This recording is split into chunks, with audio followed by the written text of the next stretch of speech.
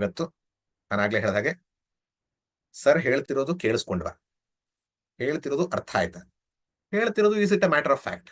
ಇದನ್ನ ನೀವು ನೋಡಿದ್ರೆ ಖಂಡಿತವಾಗ್ಲೂ ಆತ್ಮ ಸ್ವರೂಪದ ವಿಷಯವನ್ನ ಗ್ಲಿಮ್ಸ್ ಇವತ್ತು ಸಿಕ್ಕಿರತ್ತೆ.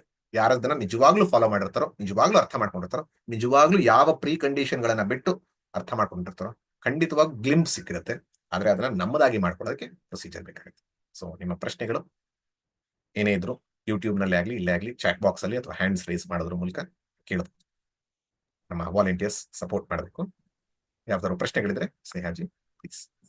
ಪ್ರಮೋದ್ ಸರ್, ಯೂಟ್ಯೂಬ್ ನಲ್ಲಿ ಒಂದು ಪ್ರಶ್ನೆ ಇದೆ. ಹಾ. ಒಂದು ಕ್ಷಣ. ಹಾ.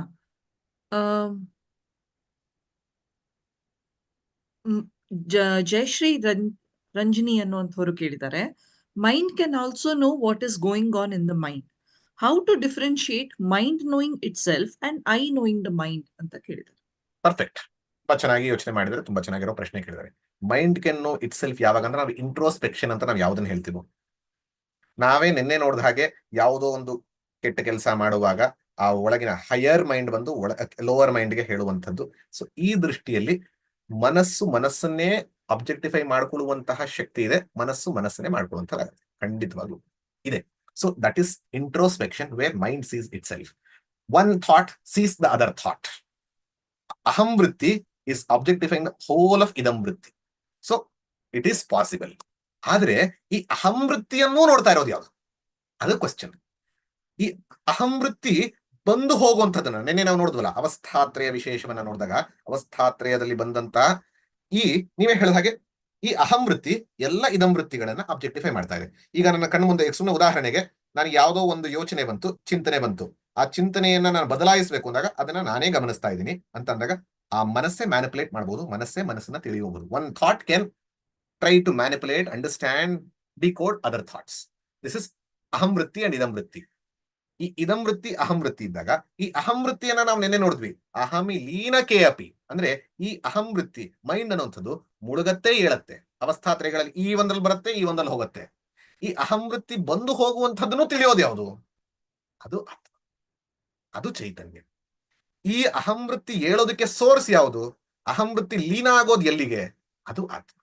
ಸೊ ಹಾಗಾಗಿ ಇಲ್ಲಿ ಗೊತ್ತಾಯ್ತು, ನಾನಾಗ್ಲೇ ಹೇಳಿದ್ನಲ್ಲ ಯಾವ್ದ್ರಲ್ಲಿ, ವಿಜ್ಞಾನಮಯದಲ್ಲಿ ಹೇಳಿದಾಗ ಗೊತ್ತಾಯ್ತು ಗೊತ್ತಾಗ್ಲಿಲ್ಲ, ಮನಸ್ಸಿನಲ್ಲಿ ಬಂದಂತಹ ಒಂದು ಥಾಟ್ ಬುದ್ಧಿಗೆ ಗೊತ್ತಾಗ್ಲಿಲ್ಲ, ಅದು ಅದರಲ್ಲೇ ಗೊತ್ತಾಗ್ತಿದೆ.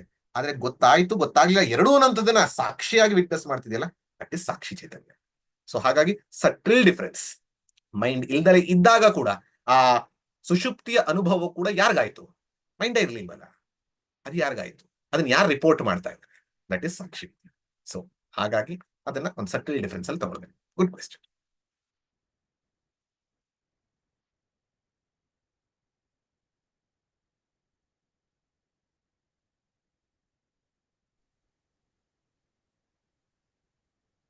ನಮಸ್ಕಾರ ಪ್ರತಿಮಾ ಅವರು. ನಮಸ್ತೆ ಸರ್. ನಮಸ್ಕಾರಮ್ಮ. 22ನೇ ಶ್ಲೋಕದಲ್ಲಿ ತಮಃ ಅಂತ ಒಂದು ಪದ ಬಂತಲ್ಲ, ಆ ತಮಃ ಅನ್ನೋದು ನೀವು ಅದು ಲಾಸ್ಟ್ ಸ್ಟೇಜ್ ಅಂತ ಹೇಳಿದ್ರಿ. ಆ ತಮಃ ಅನ್ನೋದಕ್ಕೆ ಅಜ್ಞಾನ ಅಂತ ಅರ್ಥ ತಗೊಳ್ಬಾರ್ದಲ್ವಾ? ತಮಃ ಅಂದ್ರೆ ಅಂಧಕಾರ, ತಮಃ ಅಂದ್ರೆ ಅಂಧಕಾರ, ಅಂಧಕಾರ ಅಂದ್ರೇನೆ ಅಜ್ಞಾನ, ಅಜ್ಞಾನ ಆನಂದ ಎರಡೂ ಇರುವಂತದ್ದು. ತಮಃ ಅದ್ ಸ್ವಲ್ಪ ಅರ್ಥ ಆಗ್ಲಿಲ್ಲ, ಅಜ್ಞಾನ ಆನಂದ ಹೇಗೆ ಅಂತ. ಹೇಗೆ? ಸೊ ನಾನು ಅದಕ್ಕೆ ಎಕ್ಸಾಂಪಲ್ ಕೊಡುವಾಗಲೇ ಹೇಳಿದೆ, ಗಾಢ ನಿದ್ರೆ, ಸುಷುಪ್ತಿ ಅವಸ್ಥೆ.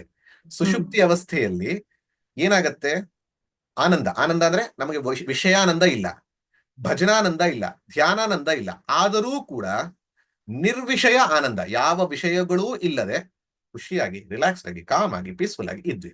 ಅದೆಲ್ಲರಿಗೂ ಅನುಭವ. ಆದ್ರೆ ಆ ಅನುಭವದ ಜ್ಞಾನ ಆಗಿತ್ತಾ? ಈಗ ಎದ್ದು ಬಂದ್ಮೇಲೆ ರಿಪೋರ್ಟ್ ಮಾಡ್ತಾ ಇದೀವಿ ನಾವು, ಆಗ ಚೆನ್ನಾಗಿ ನಿದ್ದೆ ಮಾಡಿದೆ ಅಂತ. ಅಂದ್ರೆ ಅಲ್ಲಿ ಆನಂದವಿತ್ತು, ಹಾಗೆ ಅಜ್ಞಾನದ ಬೀಜವಿತ್ತು. ಸೊ ಆ ಅಜ್ಞಾನ ಮತ್ತು ಆನಂದ, ಇದನ್ನೇ ಇಂಗ್ಲಿಷಲ್ಲಿ ಹೇಳುವಾಗ ಇಗ್ನರೆನ್ಸ್ ಇಸ್ ಬ್ಲಿಸ್ ಅಂತ ಹೇಳ್ತಾರಲ್ಲ, ಆ ಇಗ್ನರೆನ್ಸ್ ಅನ್ನುವಂಥದ್ದು ತಮ, ಡಾರ್ಕ್ನೆಸ್. ಆ ಇಗ್ನರೆನ್ಸ್ ಏನೂ ಇಲ್ಲದಂಥ, ಮನಸ್ಸೂ ಇಲ್ಲ, ಜಗತ್ತೂ ಇಲ್ಲ, ಜ್ಞಾನವೂ ಇಲ್ಲ, ಏನೂ ಇಲ್ಲ, ಆದ್ರೆ ನಿರ್ವಿಷಯವಾಗಿ ತೊಂದರೆಗಳಿಲ್ಲದೆ ಇದ್ದೆ. ಸೊ ಆನಂದ ಆ ದೃಷ್ಟಿಯಿಂದ, ಗೊತ್ತಿಲ್ಲದ ದೃಷ್ಟಿಯಿಂದ, ಆತ್ಮಜ್ಞಾನದಿಂದ ಬಾಧೆ ಆಗಿಲ್ಲ. ಯಾಕೆ ಅದನ್ನ ಅಜ್ಞಾನ ಅಂತ ಹೇಳಬೇಕು ಅಂತಂದ್ರೆ, ಆನಂದ ಇತ್ತು, ಆದ್ರೆ ನೀವು ಎದ್ದ ತಕ್ಷಣ ಮತ್ತೆ ಆನಂದ ಹೋಗೋದ್ರ ಜೊತೆಗೆ ಅಜ್ಞಾನವೂ ಬಂತು. ಅಜ್ಞಾನ ಎಲ್ಲಿಂದ ಬಂತು? ಬೀಜ ರೂಪದಲ್ಲಿತ್ತು, ಹೊರಗೆ ಬಂತು. ಸೊ ಹಾಗಾಗಿ ಅಲ್ಲಿ ಆನಂದವೂ ಇತ್ತು, ಅಜ್ಞಾನವೂ ಇತ್ತು. ಎಲ್ಲರ ಅನುಭವ ಏನು? ನೆಮ್ಮದಿಯ ಮಲಗದೆ ಆನಂದದಿಂದಿದ್ದೆ, ಅಲ್ಲಿ ಏನಾಯ್ತು? ಏನು ಗೊತ್ತಾಗಿಲ್ಲ, ಏನು ಗೊತ್ತಿಲ್ಲ. ಸೊ ಹಾಗಾಗಿ ಅಜ್ಞಾನ ಆನಂದ ಎರಡು ಕೂಡ. ಸೊ ಅದಕ್ಕೆ ತಮಃ ಅಂತ ಹೇಳ್ತಾರೆ, ಬ್ಲಾಂಕ್ನೆಸ್, ನಥಿಂಗ್ ಅನ್ನುವಂಥ experience of nothing. Pramod sir, YouTube ನಲ್ಲಿ ಒಂದು ಪ್ರಶ್ನೆ ಇದೆ. ಹಾ. ವಸುಧಾ ಗುರುದತ್ ಅನ್ನುವಂಥವ್ರು ಕೇಳಿದ್ದಾರೆ, ಹಾ. ಪ್ರಾಣಮಯ ಕೋಶ ಸವಿಕಾರ ಹೇಗೆ ಅನ್ನುವಂಥದ್ದನ್ನ ಕೇಳಿದ್ದಾರೆ. ಪ್ರಾಣಮಯ ಕೋಶದ ಕೆಲಸಗಳೇನು?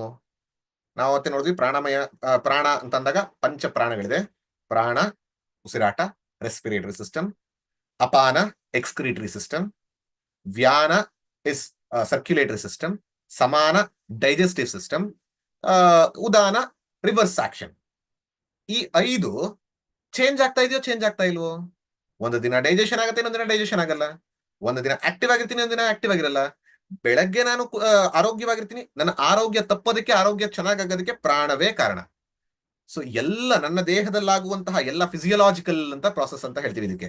ದೇಹದಲ್ಲಾಗುವಂತಹ ಪ್ರಾಸೆಸ್ಗಳು ಅದೆಲ್ಲದಕ್ಕೂ ಕಾರಣ ಪ್ರಾಣ. ಸೊ ಆ ಎಲ್ಲವೂ ಕೂಡ ಬದಲಾವಣೆ ಆಗ್ತಾ ಇರೋದ್ರಿಂದ ನನ್ನ ವ್ಯಕ್ತಿತ್ವದಲ್ಲೂ ಕೂಡ ಬದಲಾವಣೆ, ಹಾಗೆ ನನ್ನ ಇಂಟೆನ್ಸಿಟಿ ಕೂಡ ನಾನು ಚೇಂಜ್ ಮಾಡಬಹುದು. ನಾನು ಪ್ರಾಣವನ್ನ ಹಿಡಿಬಹುದು, ಪ್ರಾಣವನ್ನ ತಡಿಬಹುದು, ಪ್ರಾಣವನ್ನ ಬಿಡಬಹುದು. ಪ್ರಾಣ ಅಂದ್ರೆ ಪ್ರಾಣ ಬಿಡೋದು ಅಂತ, ಇಲ್ಲಿ ಪ್ರಾಣ ಅಂತಂದಾಗ ವಾಯುವನ್ನ. ಸೊ ಈ ದೃಷ್ಟಿಯಿಂದ ಅದು ಸವಿಕಾರವೇ. ಅದರಲ್ಲಿ ಆಗುವಂತಹ ಫಂಕ್ಷನ್ ಅಲ್ಲಿ ನಾವು ನೋಡ್ತಾ ಇದೀವಲ್ಲ, ಫಂಕ್ಷನ್ ಇಂದ ಆಗುವಂತಹ ನಾವು ಬದಲಾವಣೆಯನ್ನು ಕಾಣ್ತಾ ಇದೀವಿ. ಸೊ ಹಾಗಾಗಿ ಅದೆಲ್ಲವೂ ಕೂಡ ಪ್ರಾಣಮಯ ಕೋಶ ಇಸ್ ಚೇಂಜಿಂಗ್, ಸವಿಕಾರ. ಅಂಡ್ ನಾನು ಆಗ್ಲೇ ಹೇಳಿದಾಗೆ ಪ್ರಾಣಮಯ is nothing but the energy form of matter. Matter always keeps changing, we all know it. ಜಡ ಅಂದ ತಕ್ಷಣ, ಪ್ರಕೃತಿಯಲ್ಲಿರುವಂತಹ ಈ ಜಡ ವಸ್ತು ಅಂದ ತಕ್ಷಣ ಅದು ಬದಲಾಗ್ತಾನೆ ಇರುತ್ತೆ. ಅದು ಸರ್ವೇ ಸಾಮಾನ್ಯ, ವಿಜ್ಞಾನವೂ ಪ್ರೂವ್ ಮಾಡಿದೆ, ಅದನ್ನ ಶಾಸ್ತ್ರವೂ ಹೇಳುತ್ತೆ. ಸೊ ಹಾಗಾಗಿ ಅದು ಸವಿಕಾರ ಅಂತ. ಯೂಟ್ಯೂಬ್ ನಲ್ಲಿ 3 ಪ್ರಶ್ನೆಗಳು ಹಾಗೂ ಚಾಟ್ ಬಾಕ್ಸ್ ಅಲ್ಲಿರುವಂತಹ ಒಂದು ಪ್ರಶ್ನೆ ಒಂದೇ ರೀತಿಯಾಗಿದೆ, ಸಮಾನವಾಗಿದೆ. ಹೀಗಾಗಿ ಎಲ್ಲವನ್ನ ಒಟ್ಟಿಗೆನೆ ಕೇಳ್ತಾ ಇದ್ದೀನಿ. ನಾನೇ ಭಗವಂತ ನಾನೇ, ಇದರ ಅನುಭವ ಹೇಗಾಗುತ್ತದೆ? ನನ್ನ ಸ್ವರೂಪದಳು ಪರಮಾತ್ಮನ ಸ್ವರೂಪ ಒಂದೇ ಎಂದು ತಿಳಿಯೋದು ಹೇಗೆ? ಹಾಗೂ ಇದನ್ನ ಪ್ರಾಕ್ಟಿಕಲ್ ಲೈಫ್ ಅಲ್ಲಿ ಇಂಪ್ಲಿಮೆಂಟ್ ಮಾಡೋದು ಹೇಗೆ ಅಂತ ಕೇಳ್ತಾ ಇದ್ದಾರೆ. ಸೊ ಅನುಭವಕ್ಕೆ ತರೋದು ಹೇಗೆ? ನಾನೇ ಭಗವಂತ ಅನ್ನುವಂಥ ಅನುಭವಕ್ಕೆ ತರೋದು. ನಾವು ಅದಕ್ಕೆ ನೋಡಿದ್ವಿ, ನಾನೇ ಭಗವಂತ ಅನ್ನುವಂಥದ್ದು ಹೇಗೆ ಗೊತ್ತಾಗಬೇಕು? ಸ್ವಾತ್ಮ ರೂಪತಃ. ಈಶ ದರ್ಶನಂ ಸ್ವಾತ್ಮ ದರ್ಶನಂ. ಯಾವ ರೀತಿ? ಸ್ವಾತ್ಮ ರೂಪತಃ, ನನ್ನ ಸ್ವರೂಪತಃ.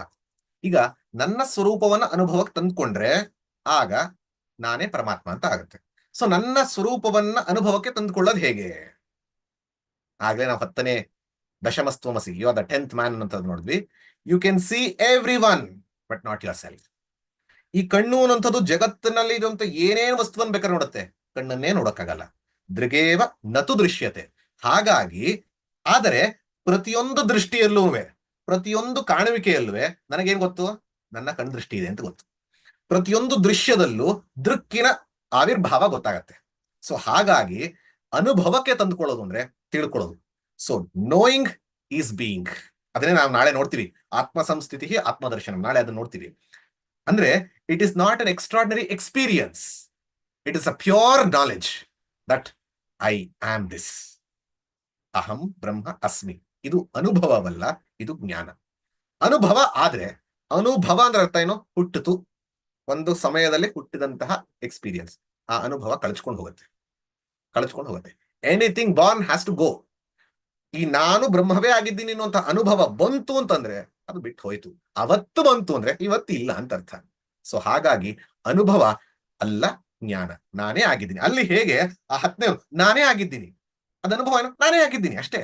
ಈಗ ನೀವು ಯಾರು ಪ್ರಶ್ನೆ ಮಾಡಿದಿರೋ ಅವ್ರನ್ನ ಸೀತೆ ಅಂತ ಅಂದ್ಕೋಣ. ನೀವು ಸೀತೆ ಆಗೋದಕ್ಕೆ ಏನ್ ಮಾಡ್ಬೇಕು? ನಾನು ಸೀತೆ ಅಂತ ತಿಳ್ಕೊಳ್ಬೇಕಷ್ಟೇ. ನಾನು ಸೀತೆ ಅಂತ, ನಿಮ್ಗೆ ಸೀತೆಯ ಅನುಭವ ಹೇಗಾಗತ್ತೆ? ನಾನು ಸೀತೆ ಅಂತ ತಿಳ್ಕೊಳ್ಳೋದೇ ಅನುಭವ. So there is no more doing, it is pure knowing. ಇನ್ನು 2ನೇ ಕೇಳಿದಂಥದ್ದು, ಇದನ್ನ ತಿಳ್ಕೊಳ್ಳೋದು ಹೇಗೆ ಅನ್ನೋದಕ್ಕೆ ಇವತ್ತು ಒಂದಷ್ಟು ಗೊತ್ತಾಗಿದೆ. ಹೇಗೆ? ನಾನಲ್ಲದನ್ನ ನೇತಿ ಮಾರ್ಗ, ನಾನಲ್ಲದನ್ನ ಬಿಡಿಸ್ಕೊಂಡು ಹೋಗುವಂಥದ್ದು. ನಾನು ಯಾವ್ಯಾವ್ದು ಅಂತ ಇವತ್ತು ಅಂದ್ಕೊಂಡಿದ್ದೀನೋ, ನಾನು ಅಂದಾಗ ದೇಹ ಅಂತ ಅನ್ಕೊಂಡಿದ್ದೆ, ನಾನು ಅಂದ್ರೆ ಪ್ರಾಣ ಅನ್ಕೊಂಡಿದ್ದೆ, ನಾನು ಅಂದ್ರೆ ಮನಸ್ಸು, ನಾನು ಅಂದ್ರೆ ಬುದ್ಧಿ, ಇದೆಲ್ಲವನ್ನ ನಾನು ಅಂತ ಅನ್ಕೊಂಡಿದ್ದೆ. ಸ್ಥೂಲ ಸೂಕ್ಷ್ಮ ಕಾರಣ ಶರೀರವನ್ನ ನಾನು ಅನ್ಕೊಂಡಿದ್ದೆ. ಅದೆಲ್ಲವನ್ನ ನಾನಲ್ಲ ನಾನಲ್ಲ ನಾನಲ್ಲ ಅಂತ ಫಸ್ಟ್ ಮಾಡುವಂಥದ್ದು.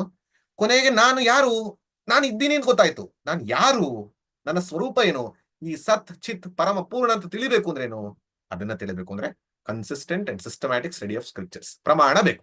ಯಾವುದನ್ನೇ ತಿಳಿಬೇಕು ಅಂದ್ರೆ ಏನ್ ಮಾಡ್ಬೇಕು, ನಾನು ಇದನ್ನ ಏನು ಅಂತ ತಿಳಿಬೇಕು ಅಂದ್ರೆ ಕಣ್ಣನ್ನು ಉಪಯೋಗಿಸ್ಬೇಕು, ಪ್ರಮಾಣ ಬೇಕು. ನೀವು ನನ್ನ ಮಾತನ್ನ ಕೇಳಿಸ್ಕೊಳ್ಬೇಕು ಅಂತಂದ್ರೆ ಏನ್ ಬೇಕು, ಕಿವಿ ಅನ್ನುವಂತಹ ಪ್ರಮಾಣ ಬೇಕು. ನೀವು ಅಡಿಗೆ ಮನೆಯಲ್ಲಿ ಆಗ್ತಾ ಇರುವಂತಹ ಅಡಿಗೆಯ ಸುವಾಸನೆಯನ್ನ ಗ್ರಹಿಸಬೇಕು ಅಂದ್ರೆ ಏನ್ ಬೇಕು, ಮೂಗು ಅನ್ನುವಂತಹ ಪ್ರಮಾಣ ಬೇಕು. ಸೊ ಯಾವುದನ್ನೇ ತಿಳಿಬೇಕು ಅಂದ್ರು, ಯಾವುದನ್ನೇ ತಿಳ್ಕೊಳ್ಬೇಕು ಅಂದ್ರೆ ಪ್ರಮಾಣ ಅನ್ನೋದು ಬೇಕು. ಆತ್ಮವನ್ನ ಇದೆ ಅಂತ ತಿಳ್ಕೊಳಕ್ ಯಾವ ಪ್ರಮಾಣವೂ ಬೇಕಿಲ್ಲ. ನಾವೇ ಮುಂಚೆ ನೋಡಿದ್ವಿ, ಐ ಆಮ್ ಅನ್ನುವಂಥದ್ದು. ಈಗ ಈ ದೃಗ್ದೃಶ್ಯ ವಿವೇಕ ಮಾಡಿ, ಈ ಪಂಚಕೋಶ ಪ್ರಕ್ರಿಯೆ ಮಾಡಿ, ಇದಲ್ಲ ಇದಲ್ಲ ಇದಲ್ಲ ಇದಲ್ಲ ಇದಲ್ಲ ಇದಲ್ಲ, ಹಾ ಹಾ ಎಲ್ಲವನ್ನ ನೋಡ್ತಾ ಇರೋ ನಾನು, ಗೊತ್ತಾಯ್ತು. ಇದೆಲ್ಲವನ್ನ ಬದಲಾವಣೆಗಳನ್ನ ತಿಳಿತಾ ಇರೋ ಎಲ್ಲ ಗೊತ್ತಾಯ್ತು. ಆದ್ರೆ ಈ ನಾನುವಿನ ಸ್ವರೂಪ ಏನು ಅಂತ ಗೊತ್ತಾಗ್ಬೇಕಾದ್ರೆ ಪ್ರಮಾಣ ಬೇಕು. ಈ ನಾನುವನ್ನ ನೋಡೋದಕ್ಕೆ ಹೇಗೆ ಕನ್ನಡಿ ಅನ್ನುವಂಥದ್ದು ಬೇಕೋ ಹಾಗೆ ಈ ನಾನುವನ್ನ ಪರಿಚಯ ಮಾಡೋದಕ್ಕೆ ಶಾಸ್ತ್ರ ಅನ್ನುವಂತಹ ಕನ್ನಡಿ ಬೇಕು. ಅದು ನಾವು ಹೊರಮುಖವಾಗಿ ನೋಡ್ತಾ ಇದ್ರು ನಮ್ಮನ್ನ ಒಳಮುಖವಾಗಿ ಮಾಡಿ ನನ್ನ ಸ್ವರೂಪವನ್ನು ತಿಳಿಸುತ್ತೆ. ಸೊ ಹಾಗಾಗಿ ಶಾಸ್ತ್ರದ ಶ್ರವಣ ಮನನ ನಿಧಿಧ್ಯಾಸನದ ಮೂಲಕ ಮಾಡಬೇಕು. ಮೂರನೇದು, ಇದನ್ನ ಪ್ರಾಕ್ಟಿಕಲ್ ಹೇಗೆ ತರೋದು, ಜ್ಞಾನ ಬಂದ ತಕ್ಷಣ ಅದು ಪ್ರಾಕ್ಟಿಕಲ್ ಬರುತ್ತೆ. ಹೇಗೆ, ಯಾವುದೇ ಆಗಲಿ ನಿಮ್ಗೆ ಯಾವುದೋ ಒಂದು ವಿಷಯವನ್ನು ತಿಳಿದ್ರೆ ಆ ವಿಷಯದ ಗ್ರಹಣದ ಆಧಾರದ ಮೇಲೆ ನಿಮ್ಮ ಜೀವನವನ್ನು ನಡೆಸ್ತೀರಾ. ಹಾಗೆ ಇದನ್ನ ಪ್ರಾಕ್ಟಿಕಲ್ ತರೋದು ಹೇಗೆ, ನಾನು ಆತ್ಮ, ನಾನು ಪರಮಾತ್ಮ ಚೈತನ್ಯವೇ ಆಗಿದ್ದೀನಿ ಅಂದಾಗ ಈ ಜಗತ್ತೇನು ಪರಮಾತ್ಮ ಚೈತನ್ಯವೇ ಈ ರೀತಿ ತೋರ್ತಾ ಇದೆ. ನನ್ನ ಹೆಂಡತಿ ಗಂಡ ಮಕ್ಕಳು ಹೊರಗೆ ಭಿಕ್ಷೆ ಬೇಡ್ತಾ ಇರೋನು ಎಲ್ಲವೇನು ಪರಮಾತ್ಮ ಚೈತನ್ಯದ ರೂಪಗಳು. ಸೊ ಹಾಗೆ ಅಂತ ಬಂದ ತಕ್ಷಣ ಏನಾಗತ್ತೆ, ವೇಷ ಧರಿಸ್ತೀನಿ, ವೇಷವನ್ನ ಧರಿಸಿದಾಗ ಅತ್ಯದ್ಭುತವಾಗಿ ಆಕ್ಟ್ ಮಾಡ್ತೀನಿ, ಆಸ್ಕರ್ ಅವಾರ್ಡ್ ಬರೋ ತರ ಆಕ್ಟ್ ಮಾಡ್ತೀನಿ. ಆದ್ರೆ ಆಕ್ಟಿಂಗ್ ಹೆಂಗ್ ಮಾಡ್ತೀನಿ ಅಂದ್ರೆ ಅತ್ಯದ್ಭುತವಾಗಿ ಮಾಡ್ತೀನಿ. ನನಗೆ ಅಲ್ಲಿ ಕಾಣಿಸ್ತಾ ಇರೋದು ಕೂಡ ಪರಮಾತ್ಮನೇ, ಹಾಗಾಗಿ ಅವನಿಗೂ ಕೂಡ. ಹೇಗೆ ನನ್ನ ಕಾಲಿಗೆ ನೋವಾಯ್ತು ಅಂದ್ರೆ ಕೈ ಹೋಗಿ ಮುಲಾಮ್ ಹಚ್ಚತ್ತೆ, ನನಗೆ ತಲೆನೋವು ಬಂತು ಅಂದ್ರೆ ಕೈ ಹೋಗಿ ಮುಲಾಮ್ ಹಚ್ಚತ್ತೆ, ಬೆನ್ನು ನೋವು ಬಂತು ಅಂದ್ರೆ ಇಡೀ ದೇಹವೇ ಅದಕ್ಕೆ ಸ್ಪಂದನೆ ಮಾಡತ್ತೆ. ಹಾಗೆ ಅಪ್ಪಿ ತಪ್ಪಿ ಹಲ್ಲು ನಾಲಿಗೆಯನ್ನ ಕಚ್ಚಿಬಿಟ್ರೆ ಹಲ್ಲು ಮುರಿಯಲ್ಲ, ನಾವು ಪರವಾಗಿಲ್ಲ ಅಂತ ಕ್ಷಮಿಸ್ತೀವಿ. ಇದು ಪ್ರಾಕ್ಟಿಕಲ್ ವೇದಾಂತ. ಯಾವಾಗ ನಾನು ಆತ್ಮಚೈತನ್ಯ ಅಂತ ಗೊತ್ತಾಗತ್ತೋ ಎಲ್ಲರೂ ಆತ್ಮಚೈತನ್ಯರೇ ಅಂತ ಗೊತ್ತಾಗತ್ತೆ. ಆ ಎಲ್ಲರೂ ಆತ್ಮಚೈತನ್ಯ ಅಂತ ಗೊತ್ತಾದಾಗ ದೇಹೇಂದ್ರಿಯ ಮನೋಬುದ್ಧಿಗಳಿಂದ ಯಾರಿಗಾರು ತೊಂದರೆ ಆಗ್ತಾ ಇದೆ ಅಂದಾಗ, ನನ್ನ ಕಾಲಿಗೆ ನೋವಾದಾಗ ಹೇಗೆ ಕೈ ಹೋಗುತ್ತೋ ಹಾಗೆ ಯಾರಿಗೇ ನೋವಾಗ್ತಾ ಇದ್ರು ನನ್ನ ಮನಸ್ಸು ತುಡಿತದಿಂದ ಹೋಗಿ ಅವ್ರಿಗೆ ಸಹಾಯ ಮಾಡುತ್ತೆ, ಸೇವೆಯನ್ನ ಮಾಡುತ್ತೆ. ಯಾರೇ ಒಬ್ರು ತಪ್ಪು ಮಾಡಿದ್ರು ಅಕ್ಸೆಪ್ಟ್ ಮಾಡುತ್ತೆ. ಹೇಗೆ ಹಲ್ಲು ತಪ್ಪು ಮಾಡಿದ್ರು ನಾಲ್ಗೆನ ಮುರಿಯೋದಿಲ್ವೋ ಹಾಗೆ ಅಕ್ಸೆಪ್ಟ್ ಮಾಡುತ್ತೆ, ಕ್ಷಮಿಸುತ್ತೆ, ಅದನ್ನು ಉದ್ಧಾರ ಮಾಡೋ ರೀತಿ ಮಾಡುತ್ತೆ, ಟ್ರೈನಿಂಗ್ ಕೊಡುತ್ತೆ. ಎಲ್ಲವನ್ನ ಸುಮ್ಮನೆ ಅಕ್ಸೆಪ್ಟ್ ಮಾಡಲ್ಲ, ಟ್ರೈನಿಂಗ್ ಕೊಡುತ್ತೆ, ಡೋಂಟ್ ಡೂ ದಿಸ್ ಅಗೈನ್ ಅನ್ನುವಂಥದ್ದು. ಸೊ ಇಡೀ ದೇಹದಲ್ಲಿ ಹೇಗೆ ಅಂಗಗಳು ಹಾರ್ಮೋನಿಯಸ್ ಆಗಿ ಬದುಕತ್ತೋ ಹಾಗೆ ಈ ಜ್ಞಾನಿ ಪ್ರಾಕ್ಟಿಕಲ್ ಆಗಿ ಇಡೀ ಜಗತ್ತಿನ ಜೊತೆ ಹಾರ್ಮೋನಿಯಸ್ ಆಗಿ ಸಾಮರಸ್ಯದಿಂದ ಬದುಕ್ತಾನೆ. That is the benefit of the oneness, vision of oneness. Pramod sir, ಇಲ್ಲಿ ಚಾಟ್ ಬಾಕ್ಸ್ ಅಲ್ಲಿ ಪ್ರಶ್ನೆಗಳಿದೆ. ಹಾ. ಅನುಪಮಾ ಅನ್ನುವಂಥವ್ರು ಕೇಳಿದ್ದಾರೆ, by this knowledge how can rebirth be stopped? By this knowledge how can, ಅದು ನಾಳೆ ಬರುತ್ತೆ. ಬಟ್ ಸಣ್ಣದಾಗಿ ವಿಷಯ ಹೇಳೋದು ಅಂದ್ರೆ, ಬರ್ತ್ ಅಂಡ್ ರೀಬರ್ತ್ ಯಾರಿಗೆ ಅಂತಂದಾಗ, ಈ ದೇಹ ನಾನು ನೆನ್ನೆನೇ ಹೇಳಿದ್ದೆ, ಈ ದೇಹ ಹುಟ್ಟು ಯಾವಾಗಾಯ್ತೋ ಆಗ ಸಾಯತ್ತೆ, ಅದನ್ನ ಸುಟ್ಟು ಹಾಕ್ತೀವಿ. ಸೊ ಇದಕ್ಕೆ ಇನ್ನೇನಿಲ್ಲ, ಪಂಚಭೂತಗಳಿಂದ ಮತ್ತು ಪಂಚಭೂತಗಳಿಗೆ ಹೋಯ್ತು. ಆತ್ಮ ಎಷ್ಟಿದೆ, ಆತ್ಮ ಎಷ್ಟಿದೆ, ಪರಮಪೂರ್ಣ ಏಕ ಸತ್. ಇವತ್ತು ನಾವು ನೋಡಿದೀವಿ ಏಕ ಇರೋದು ವಿಶ್ವ ಚೈತನ್ಯ ಒಂದೇ. ಆ ವಿಶ್ವ ಚೈತನ್ಯಕ್ಕೆ ಆತ್ಮ ಅಂತ ಕರಿತೀವಿ.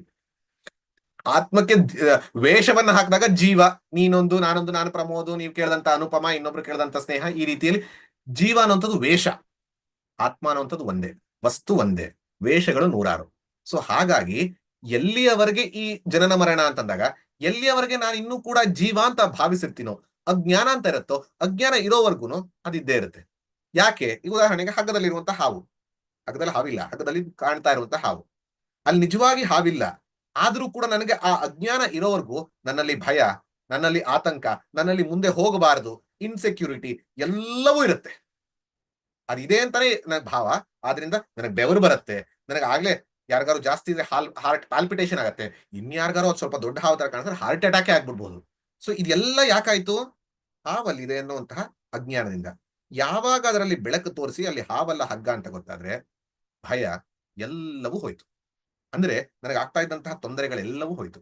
ಹಾಗೆ ಇಲ್ಲಿ ಈ ಕರ್ಮ ಫಲ ಈ ಒಂದು ಚಕ್ರ ಇದೆಲ್ಲವೂ ಎಲ್ಲಿಯವರೆಗೆ ಅಂದ್ರೆ ನಾನು ಅಂದ್ರೆ ದೇಹೇಂದ್ರಿಯ ಮನೋಬುದ್ಧಿಗಳಿಂದ ಕೂಡಿರುವಂತಹವನು ಜೀವ ಅಂತ ತಿಳಿಯೋವರೆಗೂ ಈ ಚಕ್ರ. ಯಾವಾಗ ನಾನು ವಿಶ್ವ ಚೈತನ್ಯ ಅಂತೀನೋ, ವಿಶ್ವ ಚೈತನ್ಯಕ್ಕೆ ಎಲ್ಲಿ ಹುಟ್ಟು ಸಾವು? ನ ಜಾಯತೆ ಮ್ರಿಯತೆ ವಾ ಕದಾಚಿತ್ ನಾಯಂ ಭೂತ್ವಾ ಭವಿತಾವಾನ ಭೂಯ. ಅಜೋ, ಅಜೋ ಅಂದ್ರೇನು? ಹುಟ್ಟಿಲ್ಲ, ನಿತ್ಯ, ಯಾವಾಗ್ಲೂ ಇರುತ್ತಾನ. ಸರ್ವಗತ ಸ್ಥಾಣು ಅಚಲೋಯಂ ಸನಾತನಃ, ಸನಾತನವಾಗಿರುವಂತ ಚೈತನ್ಯ. ಸೊ ಈ ದೃಷ್ಟಿಯಲ್ಲಿ ತಿಳ್ಕೊಂಡಾಗ ಮುಂದಿನ ಜನ್ಮ ಇಲ್ಲ ಅಂತ ತಿಳ್ಕೊಳ್ಳಲ್ಲ. ಯಾವತ್ತೂ ಜನ್ಮ ಇರ್ಲಿಲ್ಲ, ಯಾವಾಗ್ಲೂ ಹಾವಿರ್ಲಿಲ್ಲ, ಹಾವಿದೆ ಅಂತ ಭಾವಿಸ್ದೆ, ಹಾವಿದ್ದಿದ್ದು ಓಡ್ ಹೋಗ್ಲಿಲ್ಲ, ಹಾವಿದೆ ಅಂತ ಭಾವಿಸಿದ್ದು ಈ ರೀತಿ ಆಯ್ತು, ತಪ್ಪು ತಿಳುವಳಿಕೆಯಿಂದ ಈ ತರ ಆಯ್ತು. ಈಗ ಗೊತ್ತಾಗೋದು ಐ ಆಮ್ ದ ನಿತ್ಯ ಮುಕ್ತ, ಯಾವಾಗ್ಲೂ ಮುಕ್ತನಾಗಿದ್ದೆ, ಮುಕ್ತನೇ ಆಗಿರ್ತೀನಿ, ಮುಂದೆನೂ ಮುಕ್ತನೇ ಆಗಿರ್ತೀನಿ.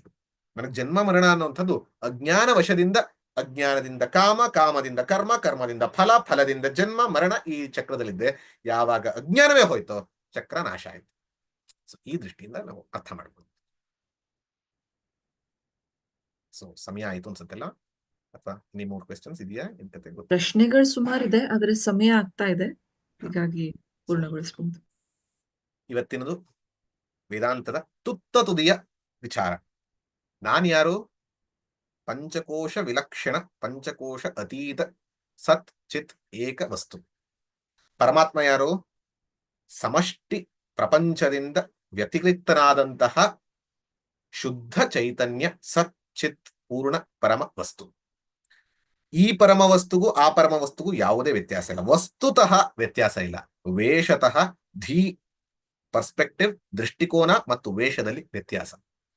ಆ ವೇಷವನ್ನ ತೆಗೆದುಹಾಕೋದು ಕಾಗ್ನಿಟಿವ್ ಆಗಿ, ಅಂಡರ್ಸ್ಟ್ಯಾಂಡಿಂಗ್ ಅಲ್ಲಿ. ಹೇಗೆ ವೇವ್ ಓಷನ್ ಅನ್ನ ನೋಡ್ತಾ ಇದ್ದಾಗ್ಲೇ ನಾನು ಅದನ್ನ ನೀರು ಅಂತ ಹೇಳ್ತೀನೋ, ವೇವ್ ಬಿದ್ದ ಮೇಲೆ ನಾನು ನೀರು ಅಂತ ಹೇಳಲ್ಲ, ವೇವ್ ನ ನೋಡ್ತಾ ಇರುವಾಗ್ಲೇ ಅದನ್ನ ನೀರು ಅಂತ ಹೇಳ್ತೀನೋ, ಸಮುದ್ರವನ್ನ ನೋಡ್ತಾ ಇದ್ದಾಗ್ಲೇ ಅದನ್ನ ನೀರು ಅಂತ ಹೇಳ್ತೀನೋ, ಹಾಗೆ ನಾನು ಈ ದೇಹೇಂದ್ರಿಯ ಮನೋಬುದ್ಧಿಯಲ್ಲಿ ಇರುವಾಗ್ಲೇ ನನ್ನನ್ನ ನಾನು ಚೈತನ್ಯ ಅಂತ ಗುರುತಿಸ್ಕೊಂಡು, ಈಶ್ವರ ಅಂದ್ರೆ ಏನು ಅಂತ ಶಾಸ್ತ್ರದಿಂದ ತಿಳಿದು ಈ ಎರಡರೂ ಚೈತನ್ಯವು ಒಂದೇ ಅಂತ ಹೇಳಿದಾಗ ತತ್ವಮಸಿ ಅನ್ನುವಂಥದ್ದು ಸರಿಯಾಗಿ ಅರ್ಥ ಆಗತ್ತೆ. ಇಲ್ಲದೆ ನಾನು ಪರಮಾತ್ಮ ಅನ್ನುವಂಥ ದೇಹೇಂದ್ರಿಯದ ಜೊತೆಗೆ ಅಂತ ಅರ್ಥ ಮಾಡ್ಕೊಂಡು ನಾನೇ ದೇವರು ಅಂತ ಯಾರು ಅಂದ್ರೆ ತತ್ವಕ್ಕೆ ಮಸಿ ಬೆಳಿತಾರೆ, ತತ್ವಮಸಿ ಆಗಲ್ಲ, ತತ್ವಕ್ಕೆ ಮಸಿ. ಸೊ ಹಾಗಾಗಿ ತತ್ವಮಸಿಯನ್ನು ಅರ್ಥ ಮಾಡ್ಕೊಳ್ಳುವಂಥದ್ದು ಮುಖ್ಯ. ಅದನ್ನ ಇವತ್ತು ತಿಳಿದಿದ್ದೀವಿ, ಹೇಗೆಂದ್ರೆ ಆತ್ಮರೂಪದ. ಸೊ ಇದನ್ನ ತಿಳ್ಕೊಂಡು ನಾಳೆ ಉಪನ್ಯಾಸದ ಕೊನೆಯ ದಿನ 5 ಶ್ಲೋಕಗಳಿವೆ, ಮುಗಿಸ್ಬೋದು ಈಸಿಯಾಗಿ, ಬಟ್ ಒಂದು 5 ನಿಮಿಷ ಆ ಕಡೆ ಈ ಕಡೆ ಆಗಬಹುದು. ಸೊ ಎಲ್ಲರೂ ಕೂಡ ಅದಕ್ಕೆ ಪ್ರಿಪೇರ್ ಆಗಿ ಬರೋಣ. ಈ ಜ್ಞಾನದ ಪ್ರಸಾದ ಕೊನೆ ಪೂರ್ಣ, ಅದರಲ್ಲಿ ಆನಂದ ಸ್ವರೂಪ ಬರುತ್ತೆ. ಸತ್ತು ಚಿತ್ತು ಬಂತು, ಆನಂದ ಎಲ್ಲೂ ಬಂದಿಲ್ಲ. ನಾಳೆ ಕೊನೆಯ ದಿನ ಆನಂದ ಸ್ವರೂಪ ಬರುತ್ತೆ. ಸೊ ಆನಂದ ಸ್ವರೂಪವನ್ನು ತಿಳಿದು ನಮ್ಮ ಆನಂದ ಸ್ವರೂಪದ ಜ್ಞಾನವನ್ನು ತಿಳಿದು ಅದರಲ್ಲಿ ನೆಲೆ ನಿಲ್ಲೋರಾಗೋಣ. ಧನ್ಯವಾದಗಳು.